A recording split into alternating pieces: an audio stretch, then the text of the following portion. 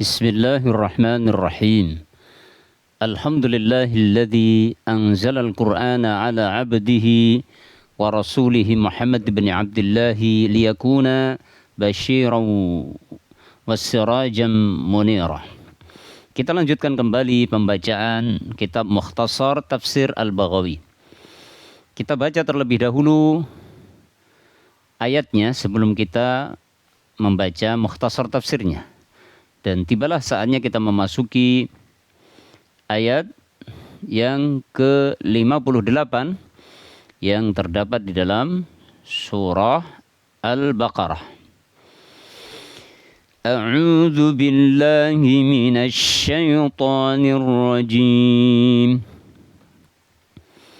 وَإِذْ قُلْنَا ادْخُلُوا هَٰذِهِ الْقَرْيَةَ فَكُلُوا مِنْهَا حَيْثُ شِئْتُمْ رَغَدًا وَادْخُلُوا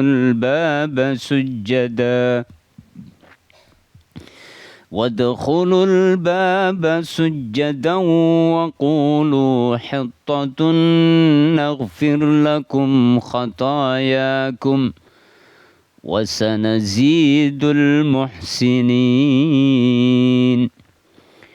وَإِذْ قُلْنَا, dan ingatlah ketika kami berfirman, udkhulu, masuklah kalian hadhil qaryata, ke negeri ini, yaitu negeri Baitul Maqdis.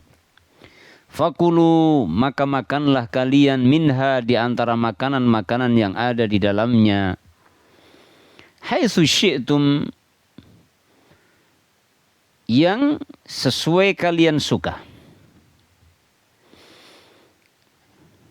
Haitsu syi'tum ragadan, ya, makanlah. Fakulu, makanlah oleh kalian minha, di antara makanan-makanannya, haitsu syi'tum, ya, apa saja, apapun yang kalian suka, ragadan, dengan senang hati.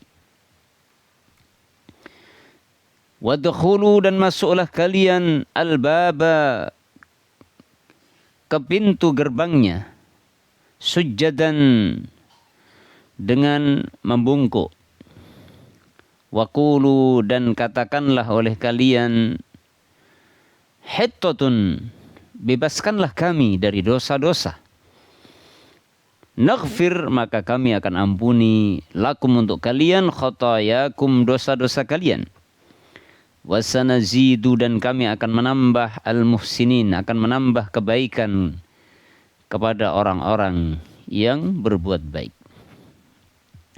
Di dalam ayat ini Allah Subhanahu wa taala kembali mengingatkan kenikmatan yang telah Allah berikan kepada orang-orang Bani Israel di masa lalu,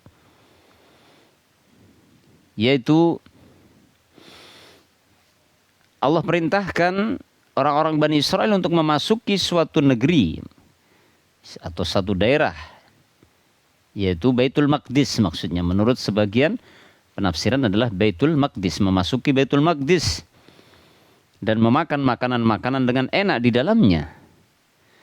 Ya, setelah mereka diselamatkan oleh Allah dari pengejaran musuh. Diselamatkan dari pengejaran musuh, yaitu pengejaran Fir'aun dan bala tentaranya yang disebutkan dalam ayat-ayat sebelumnya. Lalu setelah itu mereka diperintahkan memasuki suatu negeri, yaitu maksudnya Baitul Maqdis, untuk menikmati makanan yang ada di dalamnya.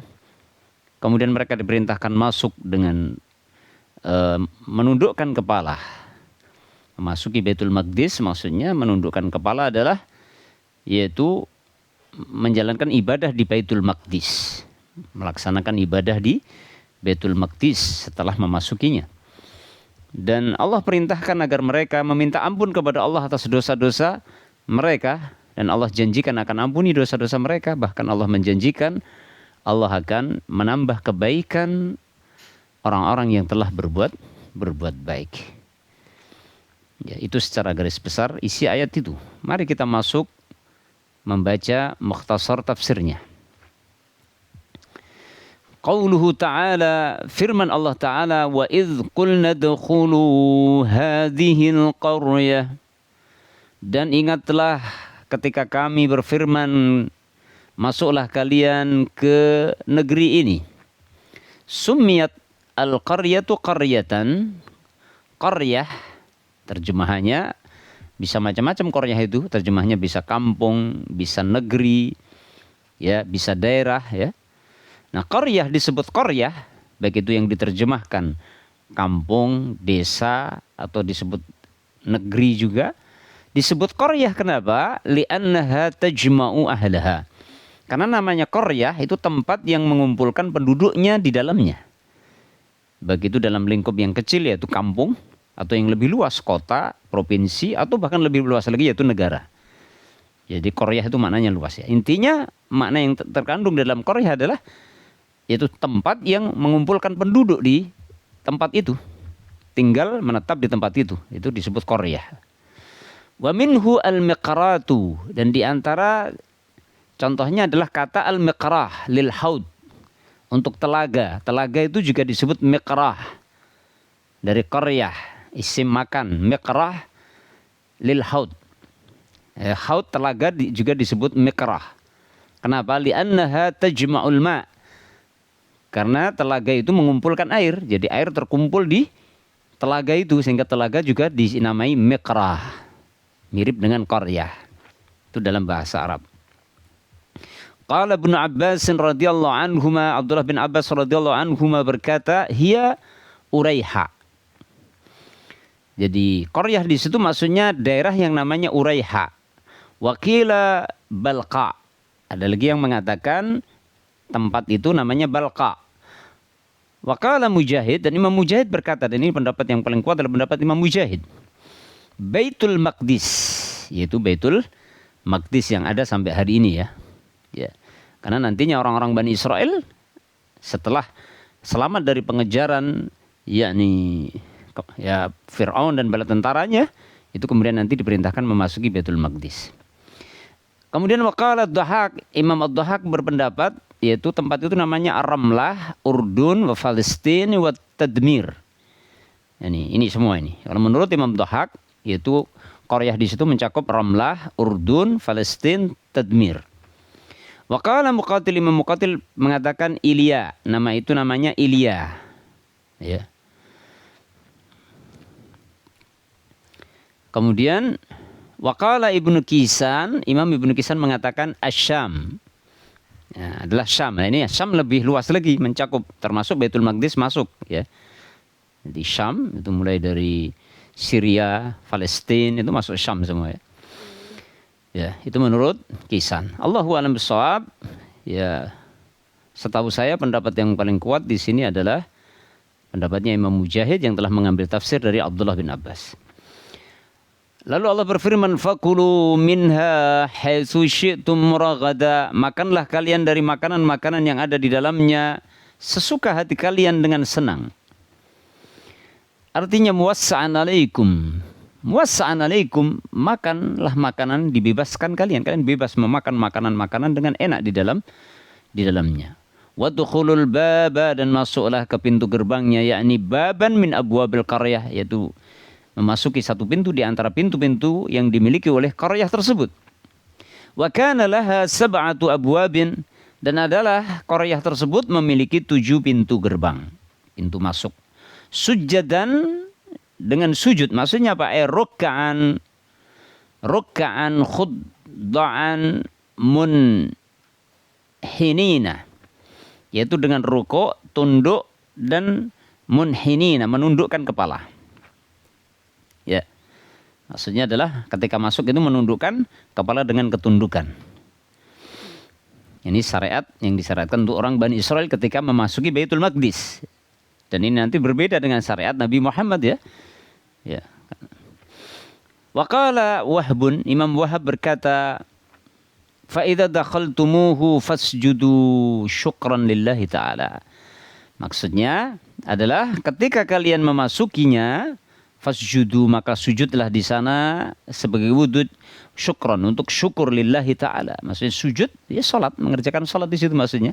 Ketika masuk Baitul Maqdis kemudian salat, karena Baitul Maqdis itu asalnya adalah kiblat. Dulu-dulunya adalah kiblat, kiblatnya kaum muslimin. Bahkan sampai kepada masanya Nabi Muhammad masih jadi kiblat. Yang kemudian nanti di masa Nabi Muhammad akhirnya dipindah kiblatnya ke Makkah ya, Ka'bah, karena asalnya adalah Baitul Maqdis dulunya. Ini orang-orang Bani Israel kiblatnya dulu kemana? Baitul Maqdis, sehingga orang Bani Israel pengikut para nabi Musa, Nabi Isa itu sholatnya menghadap ke Baitul Maqdis. Ibaratnya seperti Makkah. Ibaratnya seperti Ka'bah gitu ya.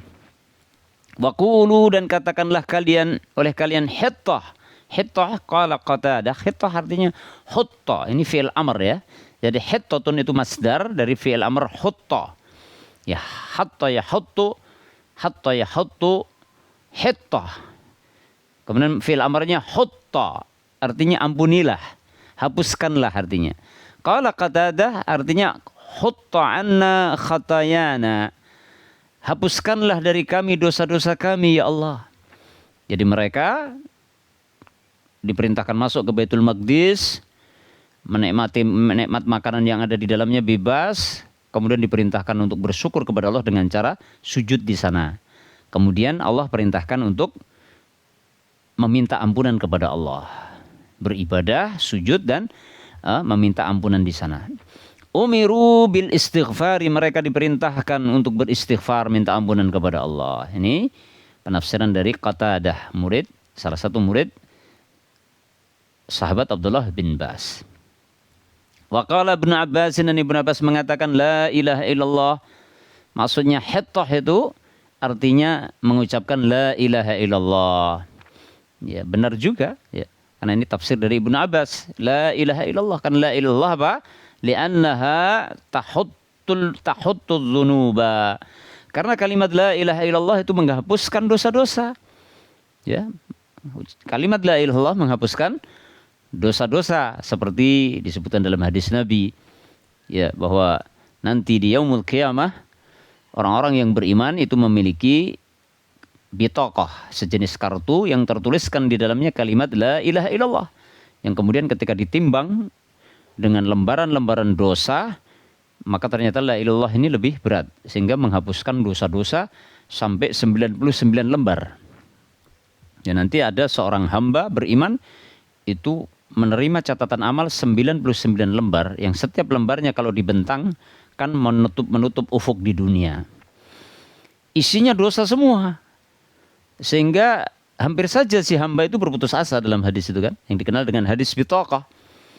Lalu Allah berikan kepadanya kartu kecil yang di dalamnya tertulis la ilaha illallah.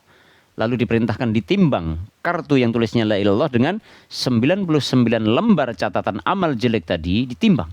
Ternyata la ilaha illallah lebih berat. Sehingga la ilaha illallah ini menghapuskan dosa yang tertulis 99 lembar.